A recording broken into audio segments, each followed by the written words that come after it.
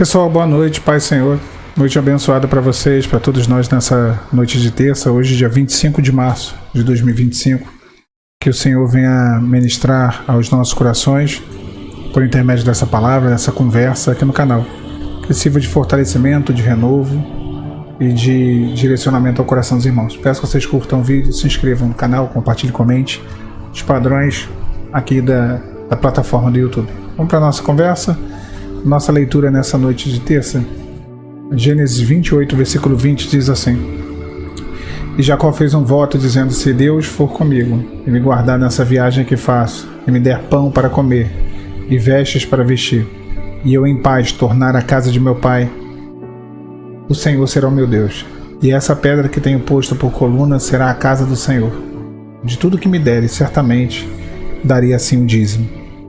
Irmãos, a história de Jacó em Gênesis 28 é um momento crucial na vida dele. Ele havia enganado seu irmão Esaú e por conta disso seu pai Isaac, para ali, o abençoar, ele tinha feito isso, para receber a bênção do seu pai Isaac, ele engana seu irmão, Gênesis 27. E aí ele foge da ira de Esaú, se encontra sozinho, vulnerável, longe de casa. E naquela noite, num lugar chamado Betel, que significa casa de Deus, ele tem um encontro sobrenatural. Uma escada liga o céu à terra, anjos subindo e descendo, e acima de tudo, o próprio Deus falando com ele, confirmando a promessa feita a Abraão, seu avô, a Isaac, seu pai. Mas há algo revelador nessa passagem. A palavra vai dizer: Jacó fez um voto. Jacó tinha naquele momento a bênção, mas ainda não conhecia o abençoador. É claro que ele sabia sobre o Deus de Israel, o Deus do seu povo, não ainda Israel, mas o Deus dos seus pais, vamos dizer assim, por meio do seu pai, por meio do seu avô, mas ele ainda não tinha tido esse relacionamento pessoal com o Senhor. Inclusive, o Senhor veio a ser o Deus de Israel, Israel, o nome de Jacó vinha a ser mudado. Mas aquele ainda não tinha tido uma experiência.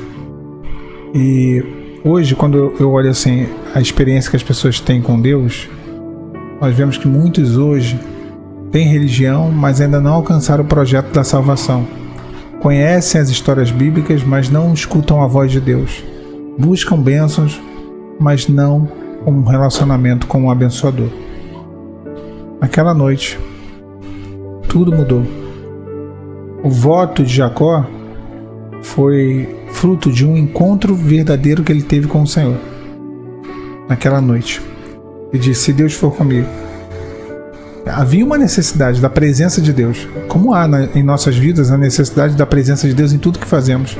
Senão, irmãos, nem adianta aí. Jacó estava sozinho, ele não queria bens materiais, ele queria a companhia de Deus. O Deus que Jacó buscava é o mesmo Deus que se revela a nós. Jacó entendeu algo que lá na frente Moisés também entendeu. Moisés disse: se a tua presença não for conosco, não me faça subir daqui. Êxodo 33, 15. Olha, sem a presença de Deus, sem o abençoador, nem adianta, não compensa. Você dá um passo, eu dar um passo, não compensa. Então a primeira coisa que ele pede, a presença do Senhor. A segunda, me guarda nessa viagem, a proteção de Deus na jornada. Jacó não queria estar ali, ele foi forçado a fugir, mas Deus transformou o deserto dele num lugar de encontro, de experiência. A nossa vida é uma peregrinação. Quantas vezes somos forçados pelas circunstâncias, pelas situações, a estar em lugares, em circunstâncias que nós não desejávamos? Infelizmente. Mas Deus não só nos tira do perigo, mas nos guarda do perigo. Nos guarda.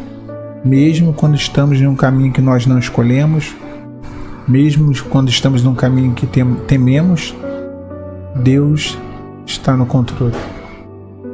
Aí ele faz o terceiro pedido: pão para comer, 2 pedidos aqui em um, e roupas para vestir. Ele pede a presença, ele pede a proteção e ele pede a provisão no deserto. Jacó não pediu riquezas, mas pediu o essencial: pão e roupas.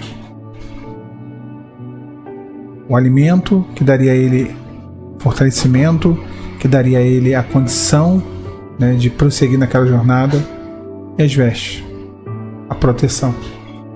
Deus supre não só o espiritual, mas também o físico. Não só o físico, mas também o espiritual. E aí ele faz o quarto pedido: retornar em paz à casa de meu pai. Jacó não queria mais, ele queria mais do que sobreviver. Ele queria uma restituição. E Deus não só o trouxe de volta, mas o transformou de enganador para Israel. Assim como o filho pródigo, né, que foi recebido com honra pelo pai. Quantas vezes Deus permite com que passemos por situações, Deus permite com que enfrentemos circunstâncias, mas no final Ele nos conduz de volta ao propósito e ao projeto. Não importa o que perdemos, Deus pode nos restaurar. E aí ele finaliza dizendo: então o Senhor será o meu Deus. Decisão de fé. Jacó condicionou a sua entrega. E claro que ele colocou: se Deus fizer tudo isso, então ele será o meu Deus. Mas Deus já havia se revelado a ele antes mesmo desse voto. Gênesis 28. Deus não quer ser apenas um provedor. Deus não quer ser apenas um protetor. Deus não quer ser apenas um amigo. Deus quer ser nosso Pai, o nosso Deus. Não o seguimos pelo que Ele faz, mas por quem Ele é. Muitos hoje servem a Deus por interesse, mas Ele quer, o Senhor, ter um relacionamento conosco. E sobre isso eu tenho falado, irmãos, diariamente aqui no canal. Será que conhecemos ao Senhor? Jacó saiu naquela noite mudado. Betel, a casa de Deus, se tornou um marco na vida dele. A escada mostrou que o céu não estava fechado, estava aberto para ele. Os céus sempre estarão abertos para os fiéis. Os céus, vou repetir, sempre estarão abertos para os fiéis. Anjo subindo, anjo descendo. As tuas orações são conduzidas ao trono. As bênçãos de Deus são trazidas para você. A vida de Jacó foi mudada. Esse foi um dos maiores encontros no caminho de ida a Canaã, a Harã, Betel. No caminho de volta, o Val de Jaboque. Foram os dois maiores encontros da vida de Jacó. Betel, meu irmão, minha irmã, a casa de Deus, a presença de Deus. Esse é o lugar de transformação, de mudança de cenário, onde o Senhor vai mudar completamente a sua história, a sua vida. Deus restaura. O que parece ser impossível, Deus restaura. Confia no Senhor. Entrega de verdade ao Senhor. Ele fará.